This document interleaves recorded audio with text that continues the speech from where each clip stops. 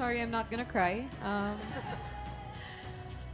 Thank you so much to GMA, to our creators, to our directors.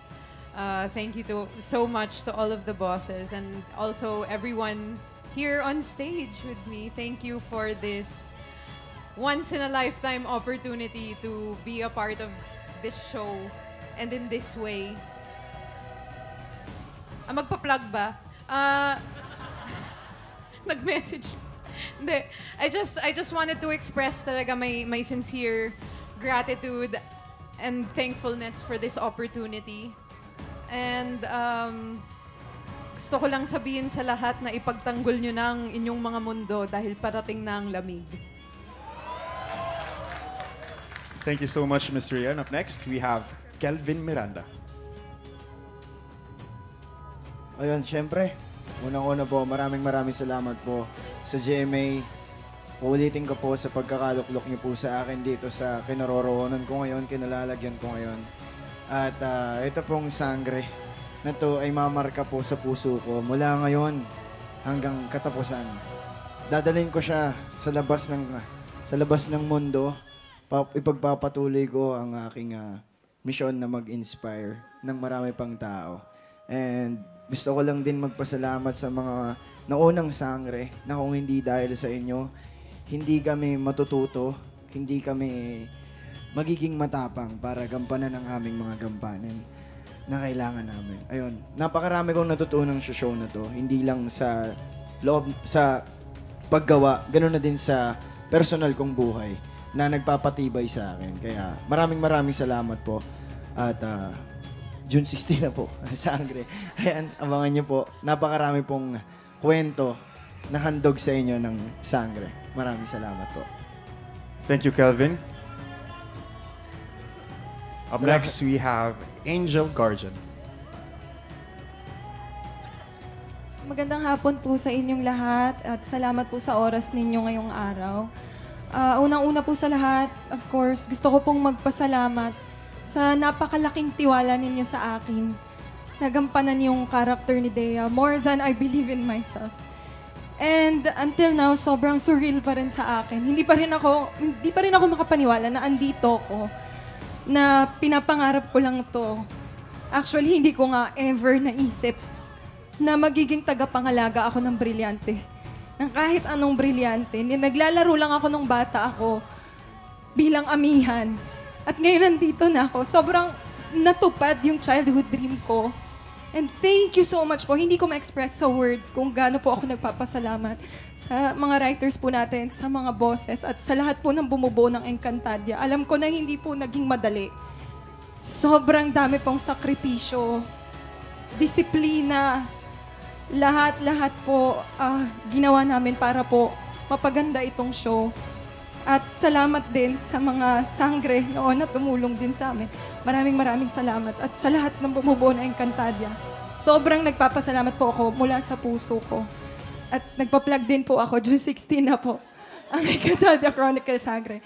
Thank you so much po. Thank you. Thank you, Angel.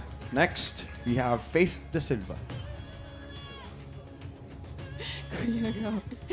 Avisala Eshma, sa lahat po na nagpunta dito, nagbigay po ng oras sa amin para sumuporta sa buong Encantadia. Maraming salamat po sa lahat ng mga staff and crew natin na kasama namin sa buong journey na to, na hindi naging madali. Ngunit, everything is so fulfilling because alam nating lahat na yung passion na ibinigay natin, yung motivation, yung determination, inilaban talaga natin to in and outside of the camera. At alam nating lahat yan. At syempre, andito ako, yung purpose ng Apoy ay hindi lang kung hindi magalit, kung hindi maging passionate, but also to bring warmth and comfort sa mga bahay natin, di ba? At sa mga manonood po, andito po ang Encantadia Chronicles para maghatid ng pag-asa sa ating lahat, na sa lahat ng delubyo na pinagdadaanan ng mundo natin, basta ang mindset mo at ang puso mo ay totoo, lahat ay posible. Maraming salamat po sa inyong lahat at gusto ko lang din magpasalamat sa apat sa inyong mga sangre. Dea, Tera at Adamus, maraming salamat dahil kasama ko kayo sa journey na to. At naging malakas ako at matatag at mahusay nang dahil sa tulong ninyong tatlo. Maraming salamat sa aking Ada Perena sa pagbasbas mo at sa pagbibigay mo sa akin ng lakas. At kay Danaya, maraming salamat sa inyong lahat. Andito na po ang Encantadia Chronicles, ang bagong henerasyon ng mga Encantadia Sangre. Thank you, Faith. And for the finale, a message from Miss Bianca Umali.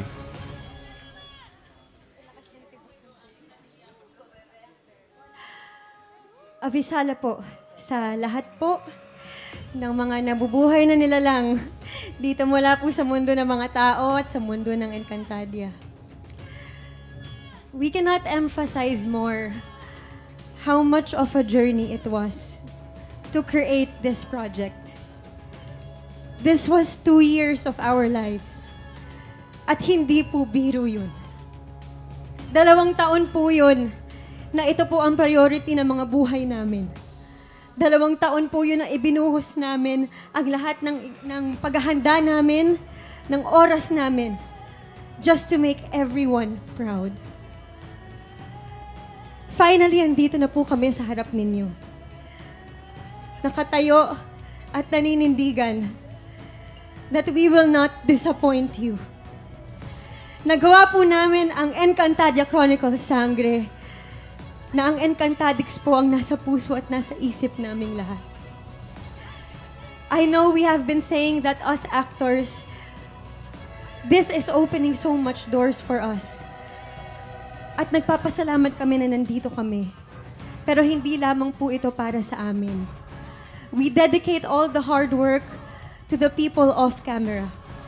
Sa mga boss po ng GMA, maraming salamat po sa inyo. To our PM, Miss Camille, maraming salamat po. To our EPs, Miss Winnie, Miss D, maraming salamat po. Sa lahat po ng aming mga PA, down to our utility, our catering, our portalet boys, ang aming mga ilaw, engineering, cameramen, and of course, our directors, Direk Enzo at Direk Rico. And to our fight directors as well. Avisala Eshma po sa inyong lahat. At para po sa Encantadix, sa wakas, magbubukas na po muli ang mundo ng Encantadia at para sa inyo po ito. Sa June 16 na po, Encantadia Chronicles, Sangre. Esta secto! A round of applause, please.